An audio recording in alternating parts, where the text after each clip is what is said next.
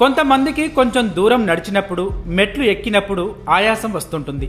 చివరికి స్నానం చేయడం, తల దువ్వుకోవడం వంటి చిన్న చిన్న పనులు చేసినప్పుడు కూడా శ్వాస తీసుకోవడంలో ఇబ్బంది పడుతుంటారు.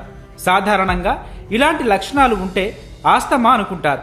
కానీ ఆస్తమా లేని వారిలో కూడా ఈ లక్షణాలు కనిపిస్తుంటాయి. అందుకు కారణం క్రానిక్ అబ్స్ట్రక్టివ్ పల్మనరీ డిసీజ్. ఇది ఊపిరితిత్తుల వాయు మార్గాలను, కణజాలాన్ని ప్రభావితం చేస్తుంది.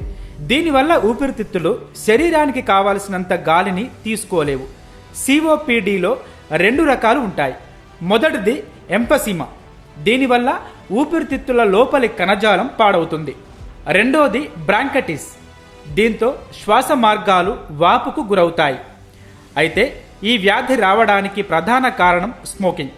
కానీ సిఓపిడి బాధితుల్లో 25% మంది పొగ తాగని వారే ఉన్నారు.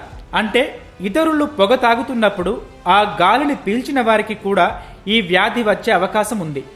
పొగ తాగడంతో పాటు రసాయనాల పొగలు, దుమ్ము వంటివి కూడా ఈ వ్యాధికి దారి తీయొచ్చు.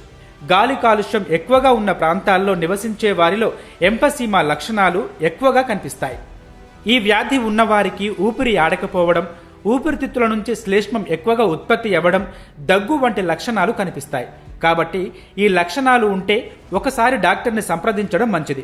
సిఓపిడి నిర్ధారణకు ప్రధాన పరీక్ష స్పైరోమెట్రీ. ఇందులో ఒక గొట్టంలోకి గాలిని ఊదాల్సి ఉంటుంది. దీంతో ఊపిరితిత్తుల సామర్థ్యం బయటపడుతుంది. జబ్బు తీవ్రతను గుర్తించడానికి ఎక్స్రే, స్కానింగ్ వంటి ఇతర పరీక్షలు చేస్తారు. ప్రస్తుతం ఈ వ్యాధికి చికిత్సలేవీ లేవు.